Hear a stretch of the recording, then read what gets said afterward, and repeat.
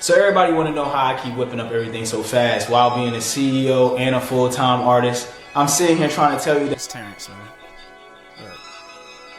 Turn the clock back. Right. Because there's somebody who knows everything you know and is willing to do it for less. So then you go from the mindset of like, I'm the best in this company to like, okay, now that I have a proven method, I do this for Right. I did Wells Fargo's banks cards, graphics, and pamphlets. You have all this fire resume now. Now it's like, you got to go out in the world and charge your own, you got to create your own brand. You got to be the 6-7 figure brand specialist, graphic designer, consultant. Like you got to go kill food now. And sometimes what happens is you said it prior, and then I'm gonna let you expound on what you mentioned in terms of how it weirded out the space. Where it's like when you leave that job, you're a bum again, right? You did all this astounding work, but trying to get somebody to pay you $5K to do something that no one's aware of how this works. You're in a space where it's like, well, I don't have $1 million company to be like. In your mind, you're like, well, if you give me $5K,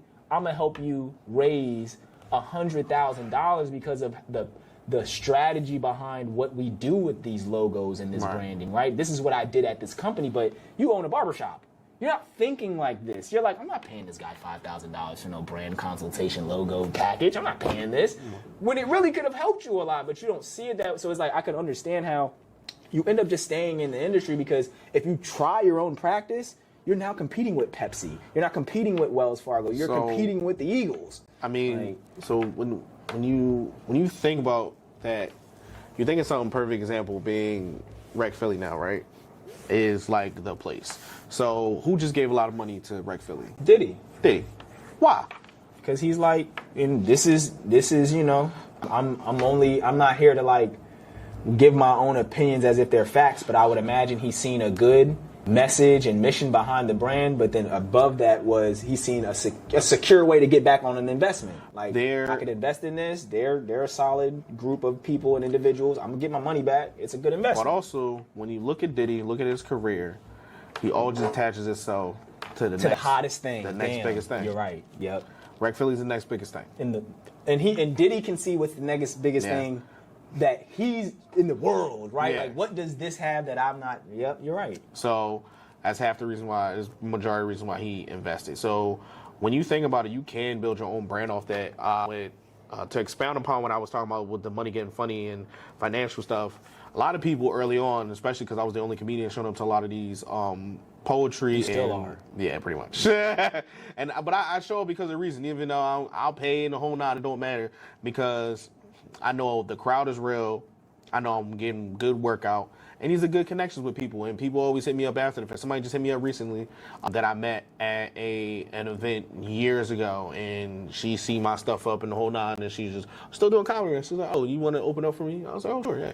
Yeah, I'm not a comedian. I'm interviewing you. You know what I'm saying? You built this relationship off of not being at a comedy event. Yeah. So even right now, the reason why I'm even at Flex Space is because of TJ and Diego. So that's because I seen your business mind. I knew you tell jokes, but I knew it's just what I just said about the industry professional. I knew you weren't just bringing jokes. Nah. You're bringing commitment. You're bringing a system. You're bringing experience. You're bringing the fact that you were willing to commit to a showcase. Weekly, and like I knew I wasn't just bringing a comedian to him, right? I'm bringing a package of an individual who can execute at a high level. So a lot of people, and it's funny because before we actually talked, it was a lot of people was hitting me up, yo, can you do this, that, and third? And I'll be telling people it'd be the money, but it wasn't really the money. It was really what you talking about, the commitment and people's plans for stuff. And I'll be hearing people's plans, but like, that ain't gonna work. It ain't gonna work, and I don't want to be a part of it because it ain't gonna work, and then I was gonna put my name next to it, and then it was like, man, Bruce Fix. I'm like, nah, because I'm a friendly guy. I know a lot of people. I get business cards all the time. I talk to a lot of people, and I take people's numbers down, take people's social media down, try to interact with as many followers as humanly possible on my page, and just try to see what they doing. So, oh man, you doing this, and then I show up to the event, and then we rap, and then it'd be like, a lot of people hit me up. You've done it. A couple other artists have done it. And be like, yo, you got a photographer for me? You got a videographer for me? Yo, you got somebody who got a space? I'm like, I know, I got all this. I got you. I mean, DM you so many times people ask me that. So, and I just send people stuff and they're like, oh, thank you. I'm like, no, it's no problem. Like that's what networking is. Like that's all it is. Is I have something that you or may need, and then you might have something that I may need. So it's just putting it out there, and then that's what social media is about. Essentially, is connecting the world. Networking, right? Yeah. I think that's what they were calling it at first. But something happened. The media side took over, right? Took more of a presence, yeah. And it's less of networking, which is dumb because that's how you see all the people. Like now, I just hit 2,000 followers like a week ago, 2 weeks ago. So that was cool because I'm actually like dedicating myself. And I never really paid attention to my Facebook followers. I almost got 1,000 followers on that. Facebook followers it's a vibe. Don't sleep on them Facebook like pages and the followers that come with that. That should be. So, and it's one of those things you create more content on that. And like, I'm starting to record every fucking thing I do now, even though I don't like doing it because I don't like people knowing what I'm doing. Rip versus king, right? You just decided like, look, this shit bigger than me. Yeah. Right? It's like, I don't want to do this, but I know it comes with it if I do it though, right? And it's fun, so people get to see the whole side of you. So when's the last time you saw me? I pulled up to Flex to like pick up something on a jokes and quotes night, so it might have been like maybe a month or two ago. Yeah. I didn't even have his hair. So I didn't have his hair. So the lock journey didn't even start until maybe like a month ago. So it's crazy how much things change, the pace of it. So I think business-wise, people just need to learn how to just change with the times, and you need to be able to really be flexible. Like that's the hardest thing. Get your emotions out of it. Before. Wow. And I think people will be like, well, this is my hard cap. I was like, why? This is not the NBA. It's not the NFL. We ain't got no cap. Like, no, that's a real. And like for real, you can work whatever you want to work out of it, as long as you want to put the time into it. If I wanted to tell any artist anything, I would tell them, want to do stuff. Like, believe in things. Like, that's how things are made. That's how Pixar is made. That's how Disney is made. That's how Amazon is made. Somebody believed in that shit. So it was like, and then somebody else might have believed in it. Yeah, you get other people to believe in it, right? Yeah. And then they support you because they believe in you. Fuck the product. They believe in you as a person. So also just be better people, man. I mean, be more patient. I don't know if you need to do more therapy or whatever, but that helps in business too. Yeah, real shit. So, I think people don't really think of the emotional business. Intake, man. This shit fucking with you, trust me. And I seen this on social media the other day, and I love it now. Didn't nobody have it as a metric before, but the emotional intelligence you have is so important in business. Being able to control yourself. I work with a lot of people I don't like. I'd be like, yo, there'd be a lot of good-looking women in the world. You got to be emotionally intelligent to be like, no, it's not the time. Right. Like I was telling you earlier, I'm not going to miss, but I was telling you earlier with the John. But I got to be professional because it was about my company and putting our services out there. Right. So, in getting my people paid, which did happen, and then, we got to do more stuff together. Yeah.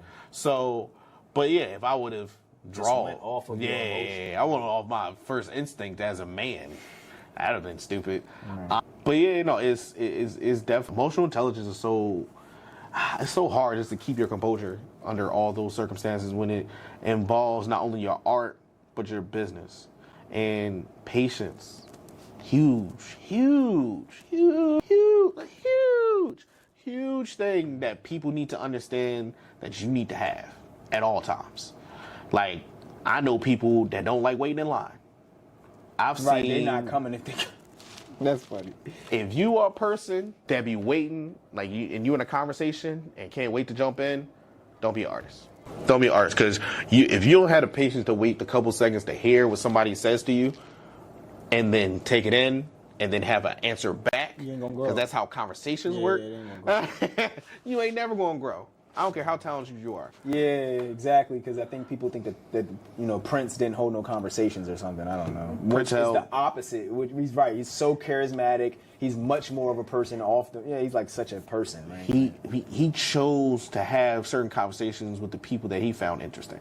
But I think it's like the only reason I mention it is because his persona is so mysterious. Yeah. People associate his persona in the music and on the albums and Purple Rain and the androgyny. They're like, well, that's got to be how he is in real life. But he spoke the way, like recently, I was at a conference and we were all talking, and the one lady, she was an older lady, and we had to basically create ideas, and she just put ideas on the board because that was our job at the time. And then somebody was like, well, you got to explain it, and you can see people getting frustrated, and I started laughing, like, I was like, yo, I don't know why y'all getting mad. Like, just talk to her, yo.